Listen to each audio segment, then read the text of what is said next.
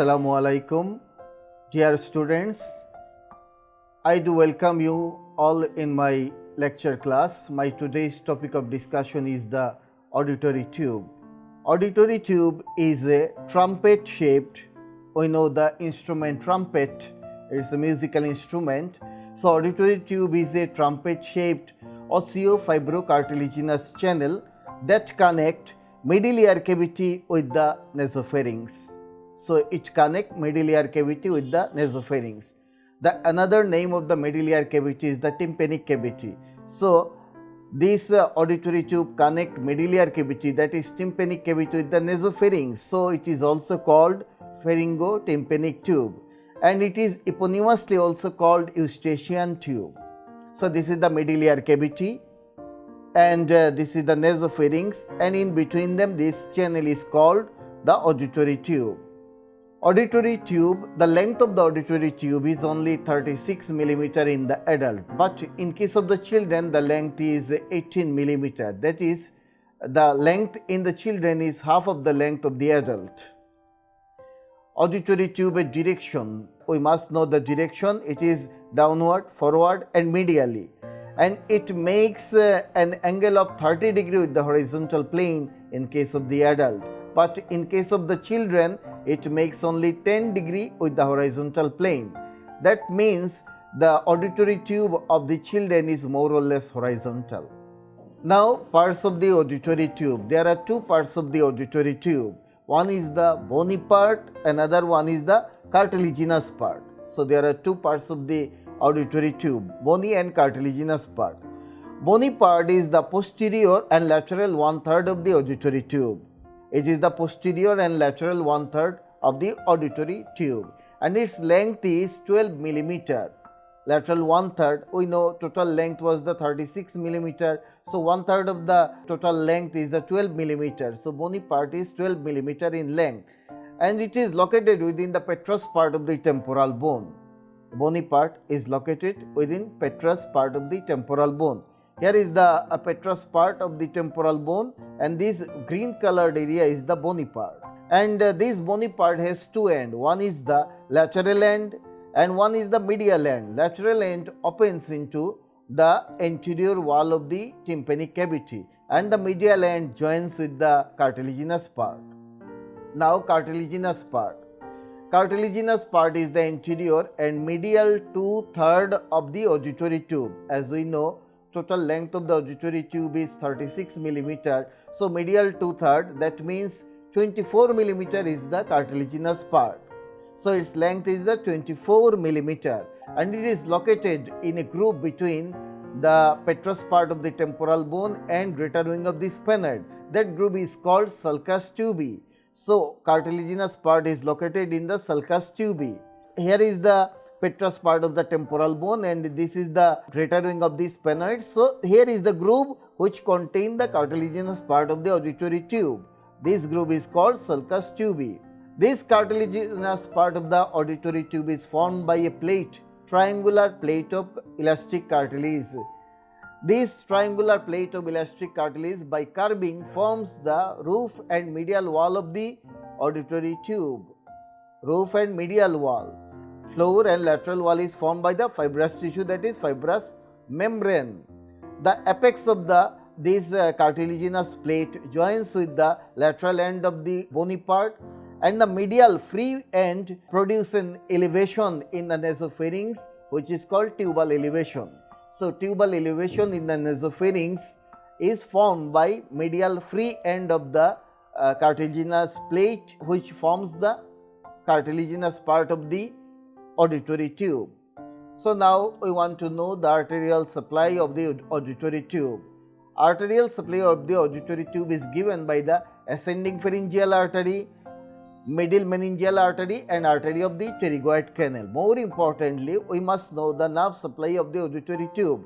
We know that auditory tube joins nasopharynx with the tympanic cavity, and the tympanic cavity develops from the tubotympanic recess.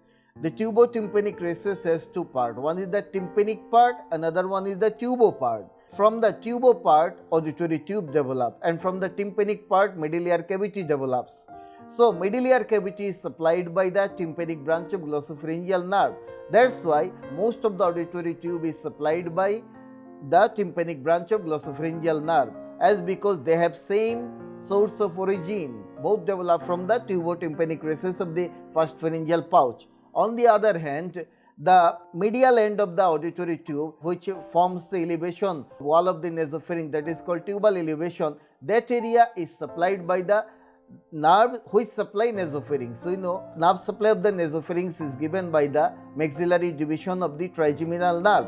So, the medial end of the auditory tube is supplied by the maxillary division of trigeminal nerve, and most of the auditory tube is supplied by the tympanic branch of the glossopharyngeal nerve. Now, we want to know the lining epithelium of the auditory tube. We can understand that auditory tube connect with the nasopharynx with the tympanic cavity. So, auditory tube transfer or transport air from the nasopharynx to the middle ear cavity. We know middle ear cavity is filled with the air, and this air comes from the nasopharynx. So, auditory tube transport air from the nasopharynx to the middle ear cavity. In that case, auditory tube must be lined by the pseudostratified ciliated columnar epithelium. Exactly, auditory tube is lined by respiratory epithelium, that is pseudostratified ciliated columnar epithelium, and the cilia beat towards the nasopharynx. We are showing some diagram here. This is the nasopharynx, this is the middle ear cavity, this is the external ear, and in between them this is the tympanic membrane, and this is the auditory tube. For the better perception of the sound, tympanic membrane must lie in this condition, and the air pressure on each side of the tympanic membrane must be equal, must be balanced, so that sound can be perceived by the ear. If some person goes to the top of the mountain, then external air pressure becomes low. In that case, the pressure in the middle ear cavity will be high and tympanic membrane will bulge outward due to higher pressure in the middle ear cavity. What will happen here? In this case, sound will not be perceived by the person. So, the pressure in the middle ear cavity must fall down. In this case, auditory tube becomes closed and the air in the middle ear cavity becomes absorbed by the mucous membrane, and pressure within the middle ear cavity become low, and ultimately new balance or new equilibrium on each side of the tympanic membrane will be achieved and sound will be perceived again. If from that top of the mountain, if some person comes to the ground, so external pressure in the external ear will be increased, and the middle ear cavity pressure is low. In that case, tympanic membrane will be more concave, and in this case no sound will be perceived. So, what we should do? We must increase the pressure within the middle ear cavity, and this pressure can be increased in the middle ear cavity by opening the auditory tube. When auditory tube opens, then air from the nasopharynx passes through the auditory tube in the middle ear cavity, and the pressure in the middle ear cavity will be elevated, and previous equilibrium will be maintained and sound can be perceived. So, from this diagram we can understand that auditory tube perform one main important function, that is, it maintains equal air pressure on each side of the tympanic membrane. This is the one function, and there is another function, that is, it helps to drain secretion from the middle ear cavity to the nasopharynx. So, these are the two functions of the auditory tube. Now, what is the source of development of the auditory tube? Auditory tube develops from the tubotympanic recess. This is a diagram here. This is the tubotympanic recess which develop from the first pharyngeal pouch, and this terminal part is the tympanic part and the medial part is the tubal part. From this terminal part, middle ear cavity develops, and from this narrow tubular part, auditory tube develops. The lining epithelium of the auditory tube develops from the tubotympanic recess, and it is the endoderm of the first pharyngeal pouch. So, one clinical thing. Why middle ear infection is common in the children? It is very important. It comes often in the professional exam. The infection of the ear is called otitis. We know there are three parts of the ear. One is the external ear, middle ear, then internal ear.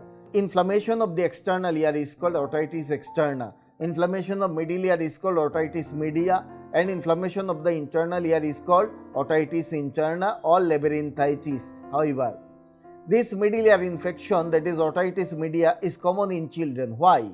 Why? Because in the children, auditory tube possesses some peculiarities. Which are them? Number one, in the children, length of the auditory tube is only 18 millimeter, that is half of the adult length. So length is shorter in the auditory tube of the children.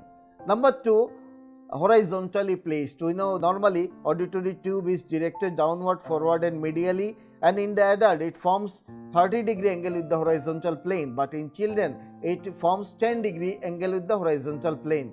That means auditory tube in the children is more or less horizontal. These predispose transmission of the infection from the nasopharynx to the middle ear cavity and causing otitis media. So one is the shorter length, then horizontally placed, and third one is the wider in caliber, wider in diameter. Auditory tube of the children is wider in diameter. So these are the important three things which predispose the infection of the middle ear cavity more in the children.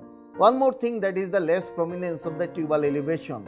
If tubal elevation is more prominence, hinders the entrance of the microorganism from the middle ear nasopharynx to the middle ear cavity. So these 4 points predispose to the development of otitis media more in the children. So last thing, that is salpingitis. Salpingitis means inflammation of the auditory tube.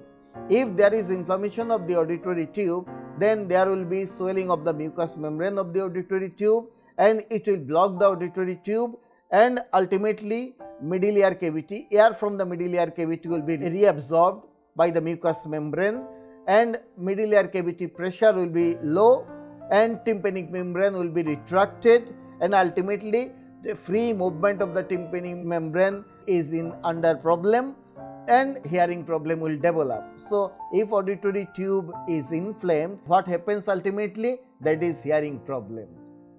So that's all about my lecture on the auditory tube. I think and I hope all the students will be benefited from this lecture, and last of all, follow me in my various lecture classes, and take care. Goodbye.